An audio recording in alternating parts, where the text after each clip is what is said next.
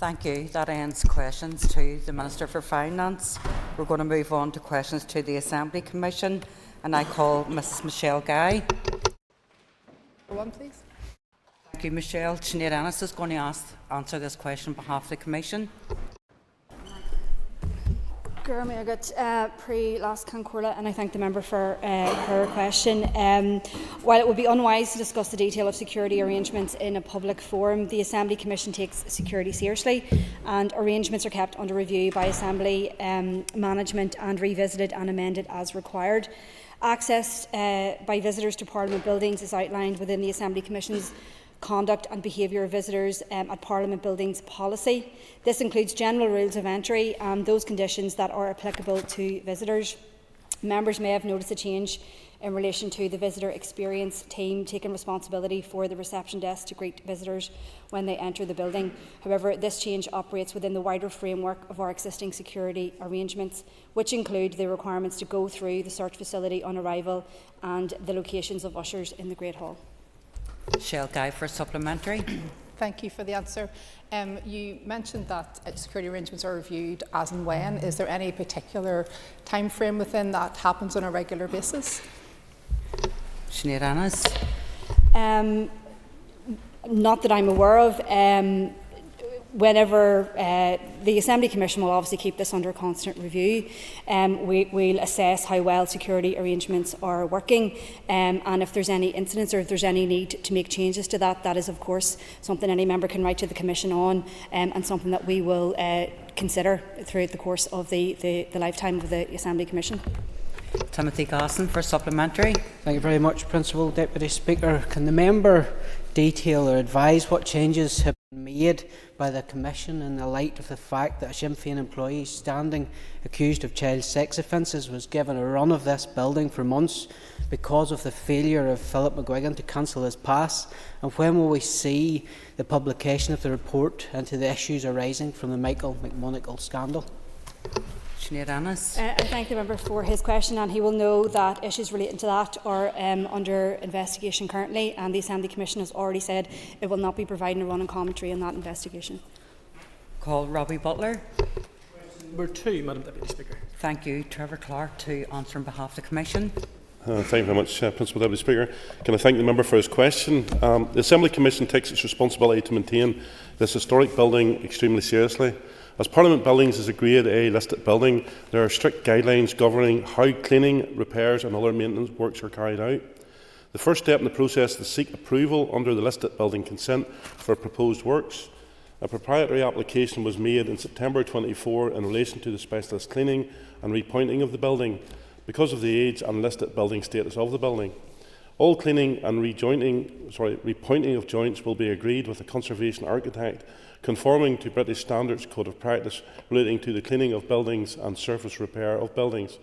All building decorative features, metalwork, windows, etc. are to be protected throughout all cleaning processes. The Assembly Commission has agreed that the east and west ends of the building will be cleaned in the current financial year, subject to the approval of listing building consent. Robbie Butler for supplementary. Thank you, Principal Deputy Speaker. I thank the member for his answer. I'm a bit perplexed as to why we would only clean the east and west. We are the custodians of this building, and the Commission is charged with that. Are the Commission not being penny wise and pound foolish in this regard?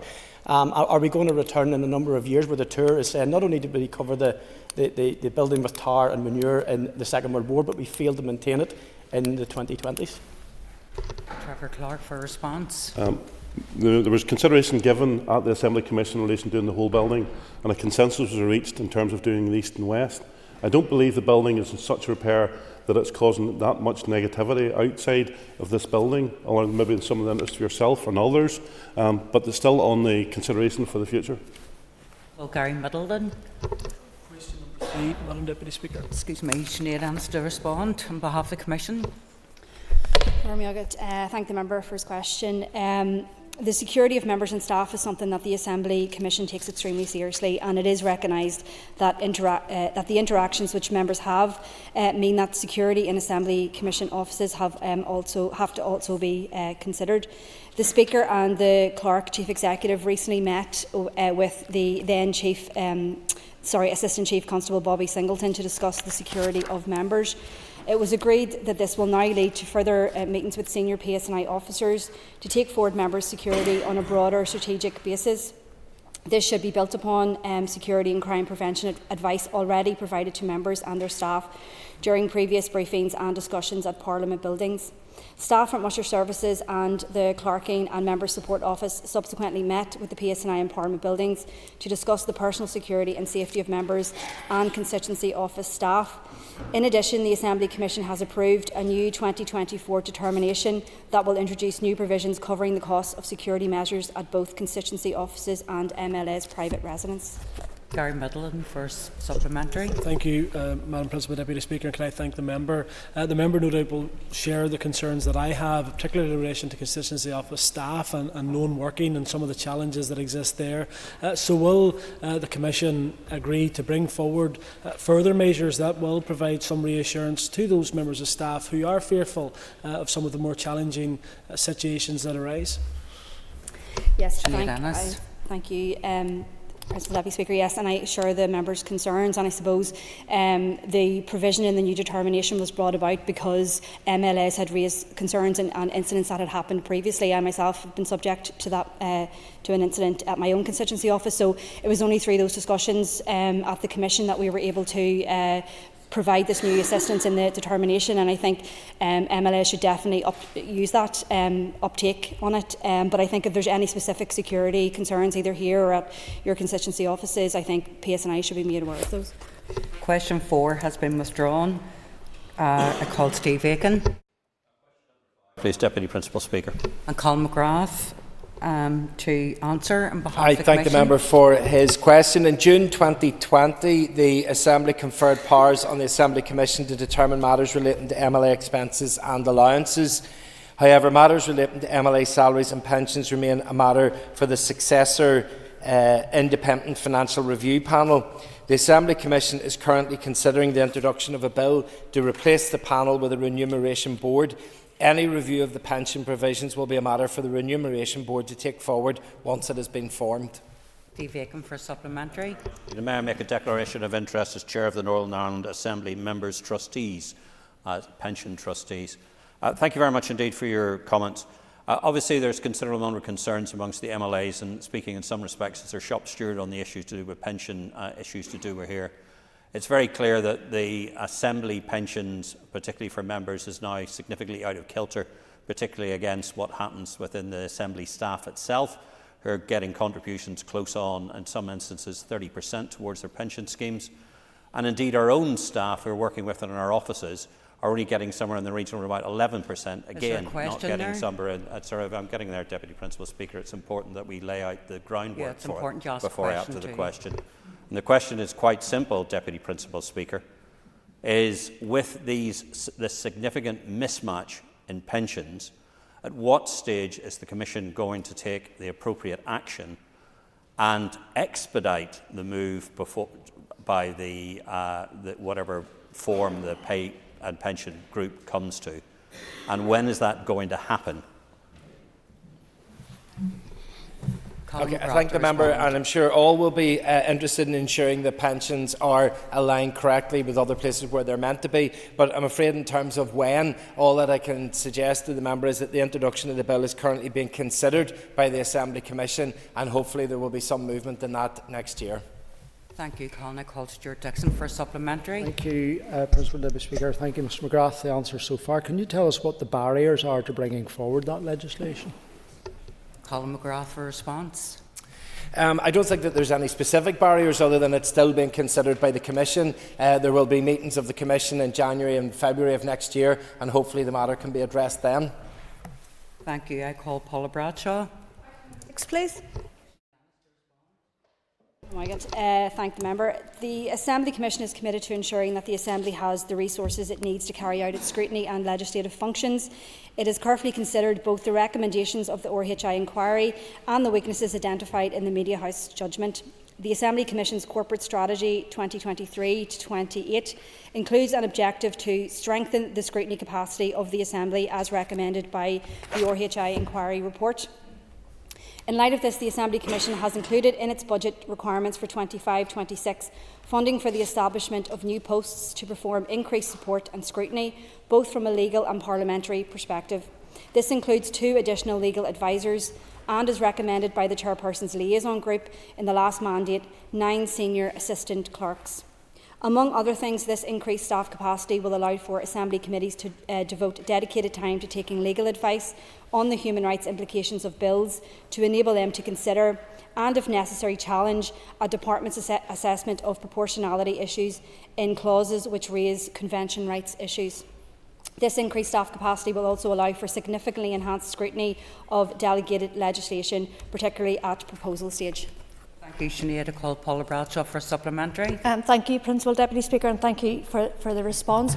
I suppose I'm keen that in those new posts that are going to be created, that there are opportunities for those members of staff within the Assembly who have been here for many years, particularly areas where there is under-representation.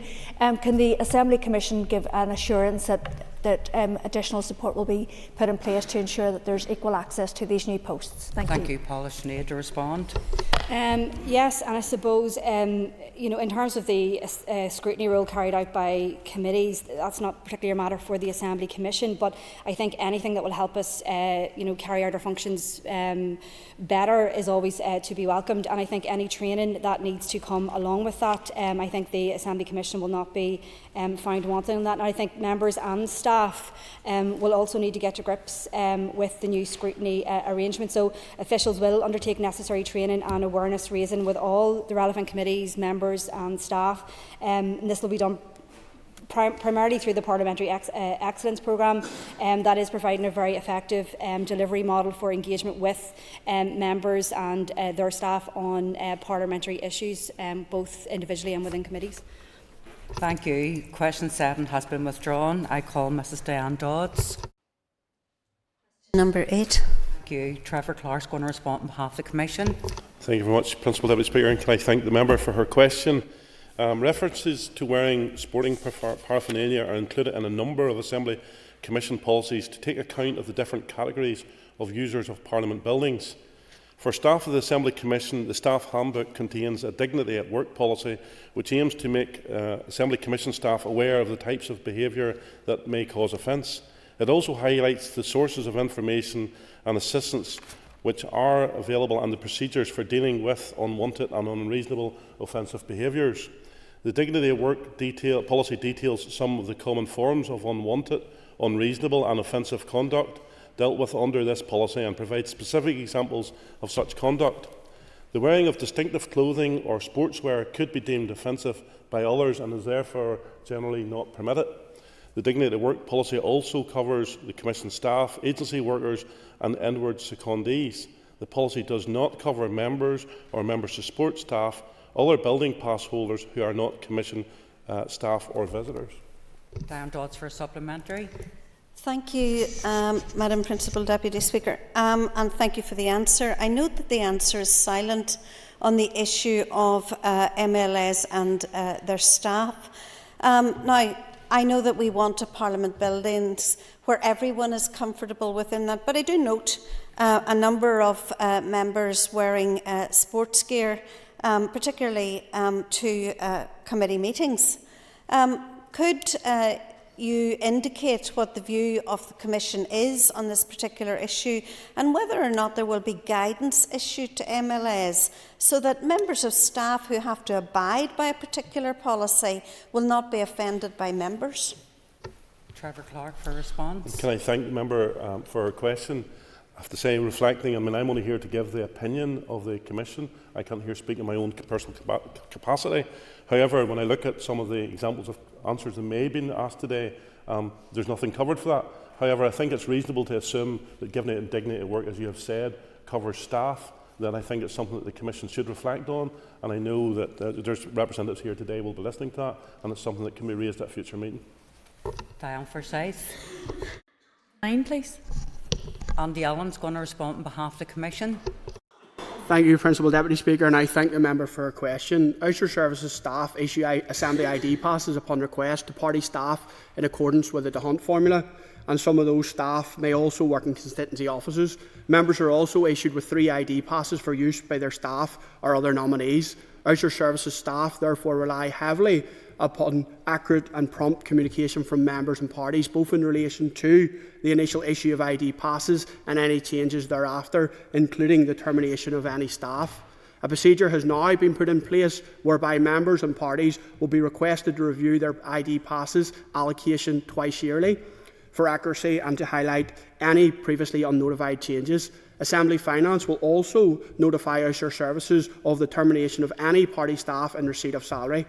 Whilst it is anticipated that these steps will assist in the wider management and governance of ID passes, there remains nonetheless a clear responsibility on members and parties to ensure records are fully accurate and that Usher Services are promptly advised of any changes.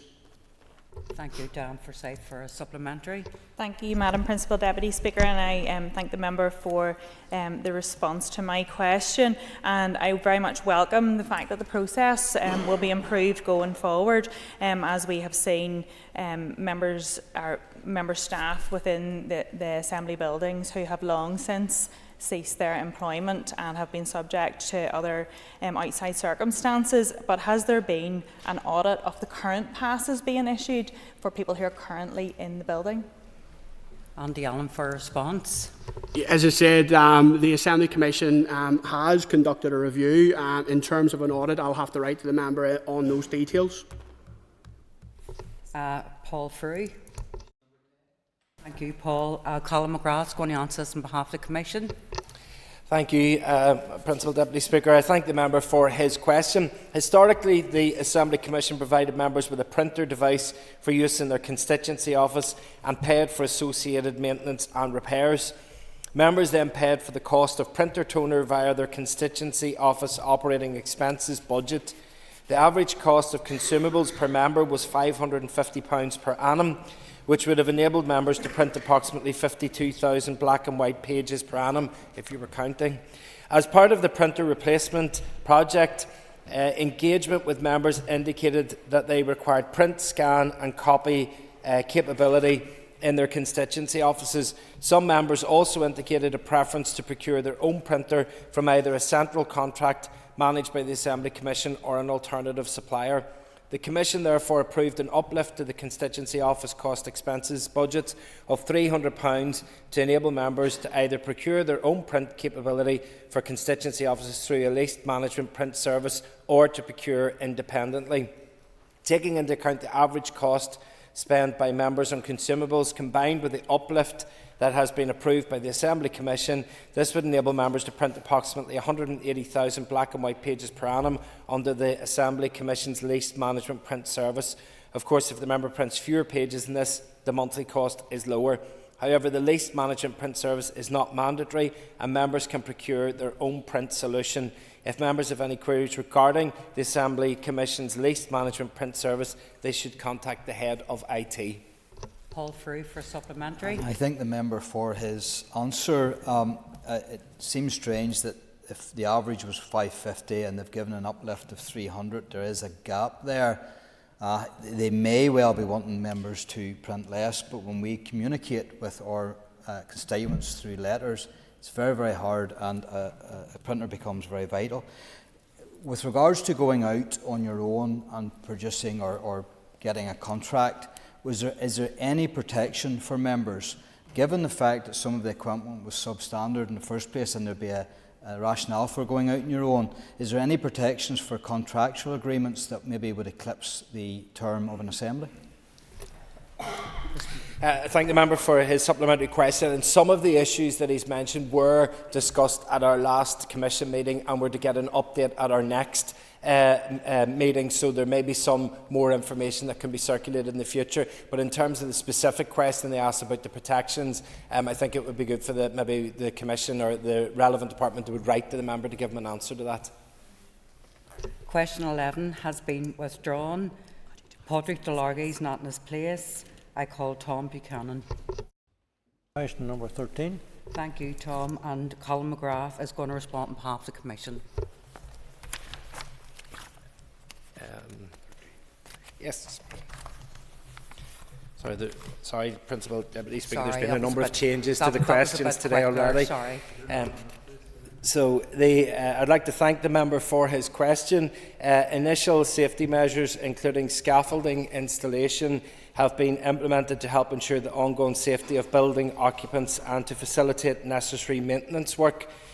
Experts employed by the Assembly Commission have assessed the damage, determined how it is to be repaired and provided estimate costs for the works. Officials have been working with CPD to determine the best mechanism to procure and undertake the necessary remedial works. It is expected that work to repair the rear parapet will commence early next year, and proposals to undertake the remaining works will be shortly developed in conjunction with CPD. Thank you, Colin. Tom Buchanan for supplementary. Thank you, and thank you for the response. Member will know that a few years back there was quite a bit of work was done to the roof of this building, and that it didn't really stand up to the test in some places because the water was still penetrating, and we can see the effects of that in some parts of the building. Can the member then give an indication as to the cost that this work is going to be, and when the work is expected to be complete, and how will we be assured that this work that's been done this time will stand up to the test? Colin McGrath for response. I thank the member for his supplementary. Estimated costs of £2.4 million for the remedial works have been provided by experts employed by the Assembly Commission. Accurate costs and timescales for the proposed works will be provided when the works are tendered for, and one would hope that as this is fixing previous problems, that there will be a full, robust assurances in place to make sure that this finally addresses the issues without any further problems in the future. I call Kate Nicholl. 14, please. Kate, and Andy Allen's going to respond on behalf of the Commission. Thank you, Principal Deputy Speaker, and I thank the member for her question. And colleagues will know this is an area that I've shown significant interest in since becoming a member of this House. The member may also be aware that over the years the Assembly Commission has introduced both a number of physical alterations to the building and a number of initiatives to improve the accessibility of Parliament buildings. The Assembly Commission is committed to ensuring that Parliament buildings is accessible to all and is always open to feedback. To this end, the Assembly Commission has commissioned a Disability Discrimination Act (DDA) audit. This comprehensive audit will identify any areas where improvements can be made to enhance accessibility for people with disabilities. A consultant has been appointed and is doing the preliminary scoping exercise before the survey commences next year.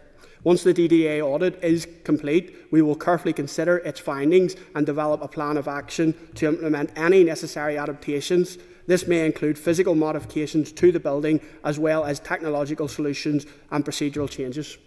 Thank you, Andy. Kate Nicholl for a response. Thank you, Principal Deputy Speaker, and I thank the member for his response, and note that actually much of the change that has happened has been as a result of him being elected, and highlights how the building had to be updated. Can I ask, in light of the work that's being done, what engagement the Commission is having with members with staff who work in the building who do have additional accessibility needs to ensure that their voices are heard as these changes are being made? Andy Allen for a response. As I've highlighted in my opening remarks to the member, the Commission is always open to feedback from member staff and other interested parties and stakeholders. The Commission does regularly engage with a wide cohort of people regarding accessibility measures, but I would encourage members right across this House, and indeed staff that may be listening, or other charities, that if there are any particular barriers or accessibility issues, to make them known to the Commission. If only we know about them, then we can take action and steps to address them. Thank you, Andy. I call Patsy McClone.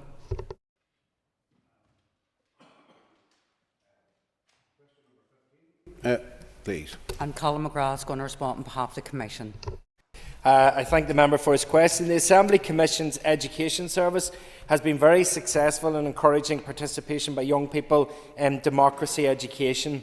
Since 2023, September 23, 7,000 pupils visited Parliament buildings, and a further 1,500 joined one of our online sessions. These pupils come from a range of school types across all 18 constituencies. Our programmes are offered from primary school ages right up to A-level government and politics students who have been very specific and in-depth requirements. The education programme also gives members the opportunity to participate giving young people the opportunity to meet with their elected representatives and to see democracy in action. Alongside the schools programme, the Youth Assembly is a group of 90 young people aged 12 to 16 and is currently halfway through its second mandate. In this mandate, they have consulted more than 1,800 young people, formed 3 committees to address identified issues, given evidence to Assembly statutory committees, and met the junior ministers with regard to the programme for government. The Assembly Commission is rightly proud of the successes of both the current Youth Assembly and its predecessor.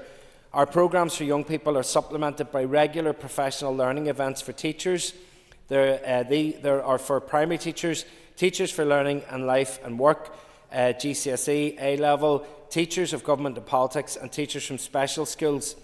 We provide resources for teachers, and these events are well attended and receive excellent feedback. Thank you, Colin. Patsy McGlone for supplementary. Could